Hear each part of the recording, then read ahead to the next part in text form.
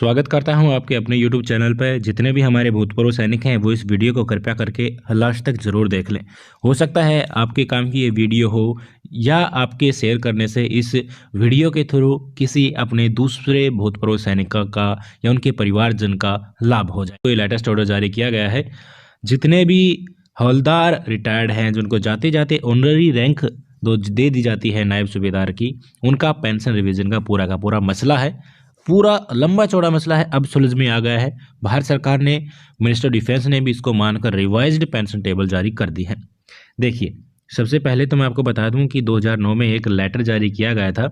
Minister of defence का वो letter था, लेटर नंबर ये है। उसमें ये बताया गया था कि जिनको ऑनररी रैंक नायब सूबेदार की दी जाती है, जिन हवलदार को जाते जाते रिटायर जाते जाते उनका जो नायब सूबेदार का जो रैंक है वो सिर्फ और सिर्फ पेंशन फिक्सेशन के लिए ही यूज किया जाएगा और दूसरे फायदे उनको नहीं मिलेंगे। यानी कि ऑनररी रैंक के रिगार्डिंग आपको जो दी जाती है उसकी पेंशन आपको फिक्सेशन के टाइम नौशन पे फिक्सेशन होती है, तो नायब सूबेदार की जो बेसिक पे होती है उसके हिसाब से आपको नई पेंशन बढ़ोतरी के साथ मिलेगी। और किसके लिए एप्लीकेबल हुआ था ये? 1 जनवरी 2006 के बाद या उस तारीख को जितने भी हवलदार रिटायर्ड हुए हैं जिनको ऑनररी नायब सूबेदार की रैंक मिली है उनके लिए ये लेटर एप्लीकेबल था। तो जिनके ऊपर एप्लीकेबल हुआ वो तो खुश थे, पर 2006 से पहले वाले थे उनको भी तो ऑनररी रैंक दी गई थी, तो उनका क्या कसूर था? तो इस कसूर को नहीं था तो ये मामला कहाँ गया? हमारे एएफटी चंडीगढ़ में गया। एएफटी चंडीगढ़ ने फैसला सुना दिया। किसके पक्ष में? जो 2006 से पहले रिटायर्ड है उनके पक्ष में। किसने ये पूरा का पूरा केस लड़ा? और सारा पूल जो है 2006 से पहले जितने भी रिटायर्ड हवलदार हैं जिनको नायब सूबेदार ऑनररी रूप में दिया गया है उन सब के लिए ये लागू हो गया। एक आदमी ने लड़ाई लड़ी, उनका नाम है एक्स हवलदार होशियार सिंह। इनको भी ऑनररी नायब सूबेदार की रैंक दी गई थी। इन्हीं के कर कमलों से इन्हीं ने हिम्मत करके ये पूरा का पूरा केस लड़ा और जितने भी 2006 से पहले के रिटायर्ड हवलदार हैं उनको नई पेंशन बढ़ोतरी के साथ दिलवाने का काम किया है। एक बार प्लीज़ इनके लिए कमेंट बॉक्स में थैंक्स ज़रूर लिखें। एक्स हवलदार होशियार सिंह जी है, इन्होंने एएफटी चंडीगढ़ में केस लड़ा और सभी अपने पूल के हवलदार्स के लिए उनके हक की जो लड़ाई लड़के अपना फ़ायदा दूसरों को भी पहुंचाया। देखिए, चंडीगढ़ की बेंच ने ये इनका सारा का सारा मसला सुना और इन्होंने केस फाइल किया था 2013 में। दोस्तों, लड़ते लड़ते केस लड़ते लड़ते 2017 में इनका फाइनल डिसीजन आया और होशियार सिंह जी को तो इनका फैसला जो मिला था उसका फ़ायदा मिला ही, साथ ही लाखों पेंशन भोगियों को भी इसका फ़ायदा मिला है। कब से कब तक मिलेगा ये भी मैं आपको बता देता हूँ।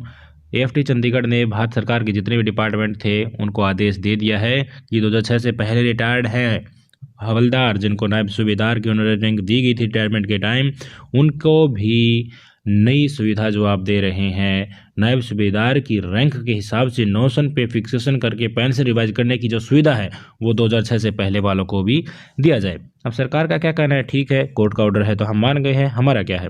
इन मिनिस्ट्री ने इसको एक्सेप्ट कर लिया है, पर छोटी सी इसमें कंडीशन ये है कि आपको जो एरियर मिलेगा ना वो 1 जनवरी 2006 से बाद ही मिलेगा।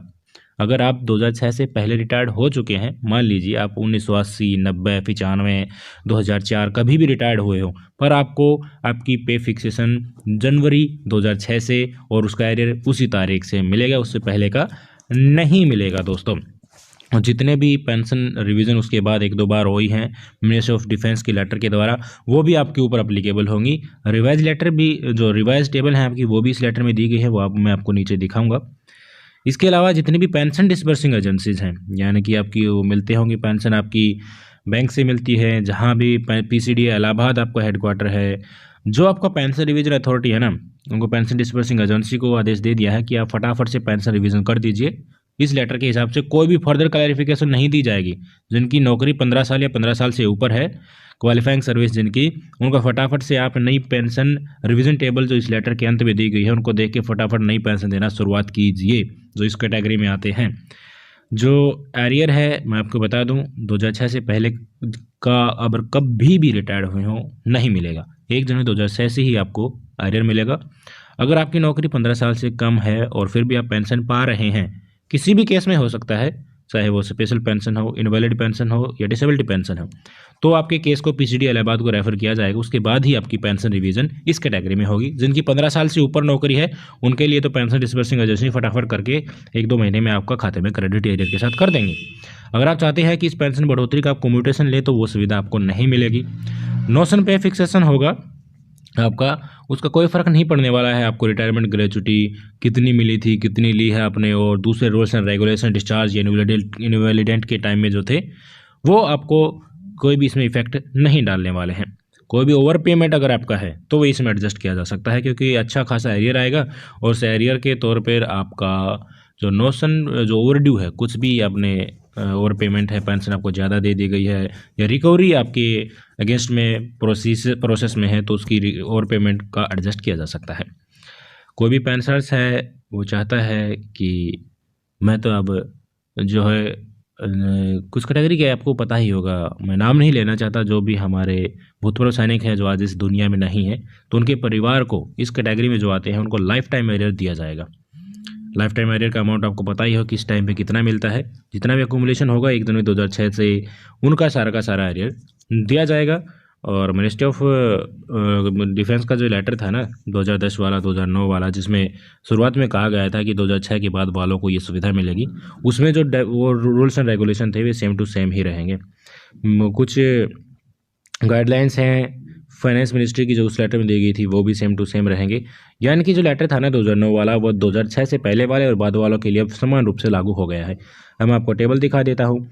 तो आपको पता ही होगा 2 ग्रुप थे, एक्स ग्रुप और वाई ग्रुप। एक्स ग्रुप वालों के लिए टेबल ये है दोस्तों, रिवाइज टेबल आपकी।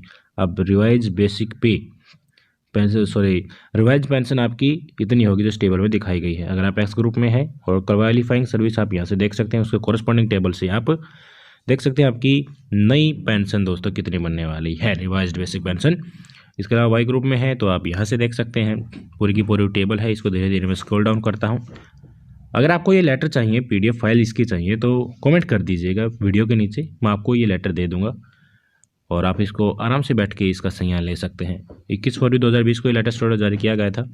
आज की इस वीडियो में इतना ही था। आशा करता हूँ सारे के सारी समस्याएं, डाउट आपकी दूर हो गई होंगी। तो फटाफट इस वीडियो को अपने सभी दोस्तों के साथ शेयर कर दो ताकि उनको भी इसका फ़ायदा मिले, और आपके एक शेयर से क्या पता किसी का लाभ हो जाए, किसी के परिवार को मोटा खासा एरियर मिल जाए और उनकी ज़िंदगी बन जाए। तो मैं सबसे यही दुआ करता हूँ। होशियार सिंह जी के लिए कमेंट बॉक्स में थैंक्स लिखने के बाद इस वीडियो को लाइक और शेयर ज़्यादा से ज़्यादा करें। फिर मिलते हैं आपसे, तब तक के लिए जय हिंद।